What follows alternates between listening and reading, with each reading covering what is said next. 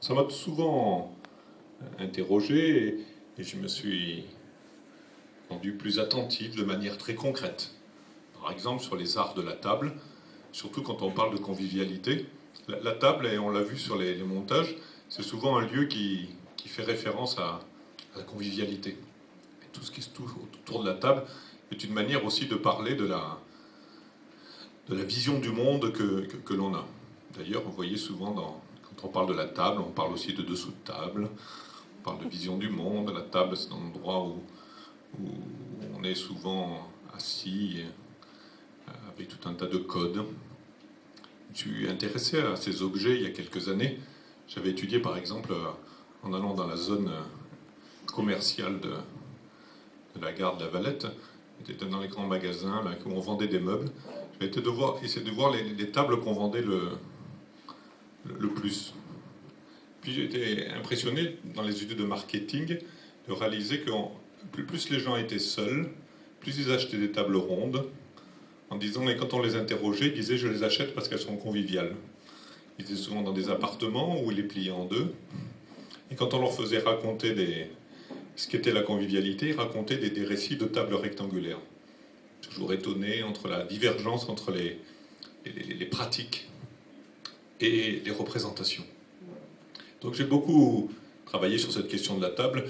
Et puis personnellement, dans le cadre de la lutte contre l'exclusion sociale, il y a une vingtaine d'années, une des premières actions que j'ai été amené à mettre en place sur Toulon, ça a été de dresser une table dans un lieu associatif qui s'appelle Les Amis de Jéricho, pour permettre à des gens qui étaient sur le bord de la rue, c'était le début des nouvelles formes, des nouveaux pauvres, on appelait l'errance, la fin des années des glorieuses, de trouver un lieu où les gens puissent s'asseoir. J'ai le souvenir de l'inauguration de ce restaurant social qui avait été organisé par les intéressés eux-mêmes, puisque les communes ne voulaient pas en disant que ça relevait de l'État, l'État disant qu'on ne connaissait pas ces gens, et c'était très compliqué. Donc j'avais fait le tour de la ville de Toulon pour rassembler du monde et créer d'abord une association avec des personnes de la rue. Et le jour où on a inauguré cette table, je me souviens de trois choses.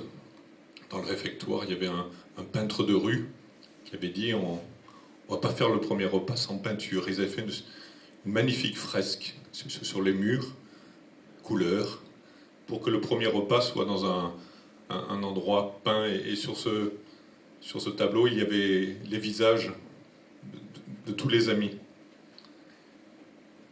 Autre chose, certains étaient allés sur le cours Lafayette récupérer des fleurs pour fleurir toutes les tables. Bien sûr, un groupe de musiciens a démarré. Je me souviens de ce premier repas, de cette première table dressée sur la ville de Toulon. C'était pas simplement, on voulait surtout pas que ce soit une soupe populaire.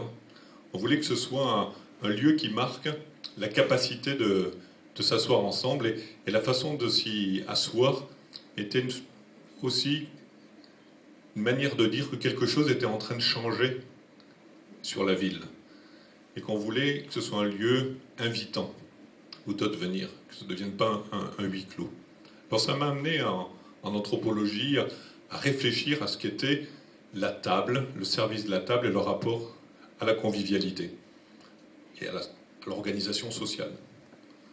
Alors malgré les bouquins de sociologie, c'est finalement la pratique quotidienne qui m'a aidé à donner des référentiels sur comment l'art de la table en anthropologie était un levier de transformation sociale et que ça donnait quelques enseignements. Comme je suis un ecclésiastique célibataire, j'ai souvent des gens qui me disent « Gilles, monsieur l'abbé, vous ne voudrez pas venir manger à la maison ?» tout ça. Alors donc je suis souvent invité, très très souvent invité.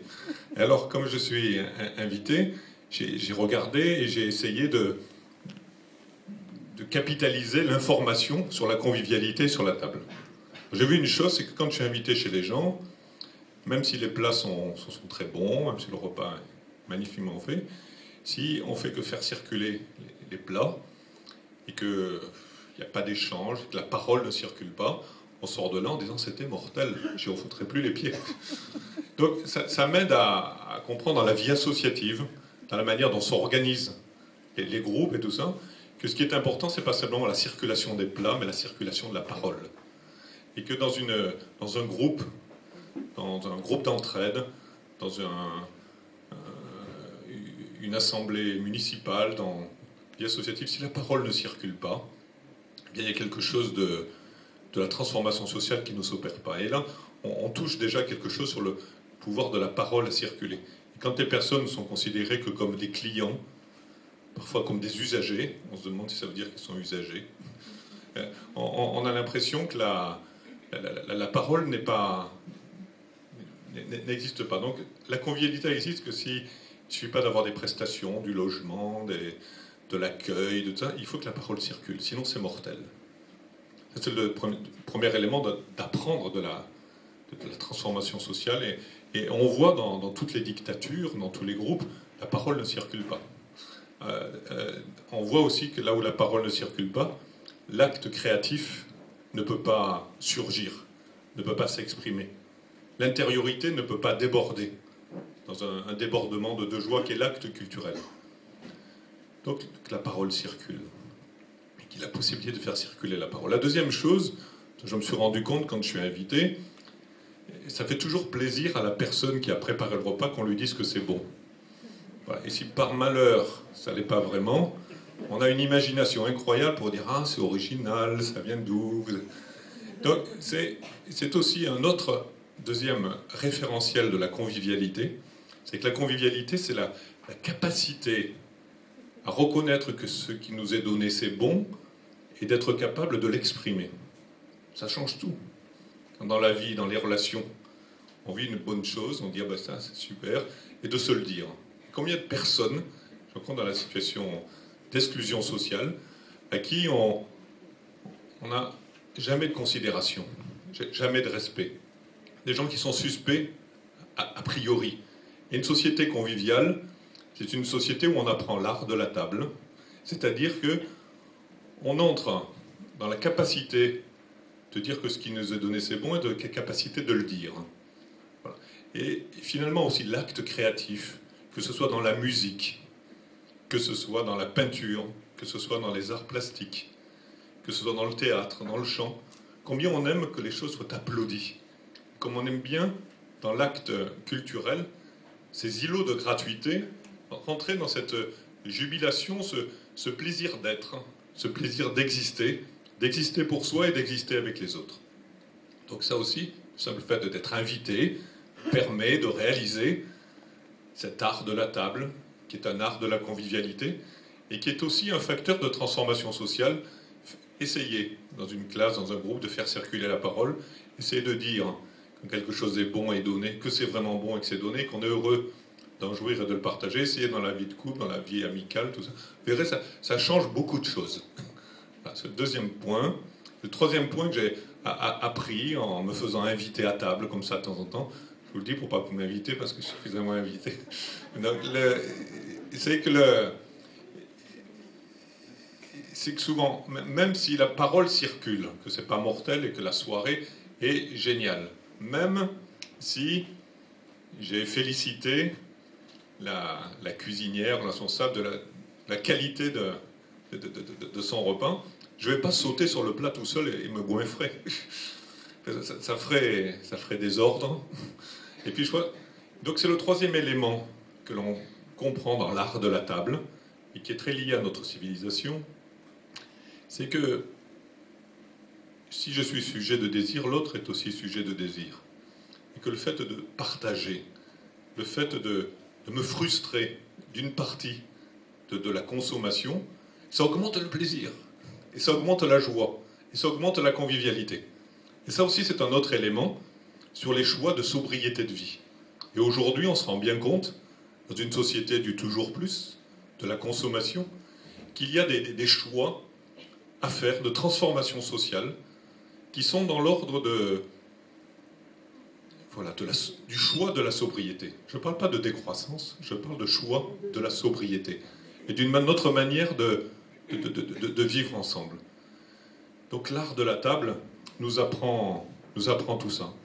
Et c'est justement souvent dans l'acte culturel, l'acte créatif, c'est souvent avec pas grand-chose que l'on fait des choses extraordinaires. Là, il y a Antonio, qui est qui est dans l'association Caïré, nous a éblouis, alors qu'il avait été pendant longtemps sans papier à la rue, capacité culturelle.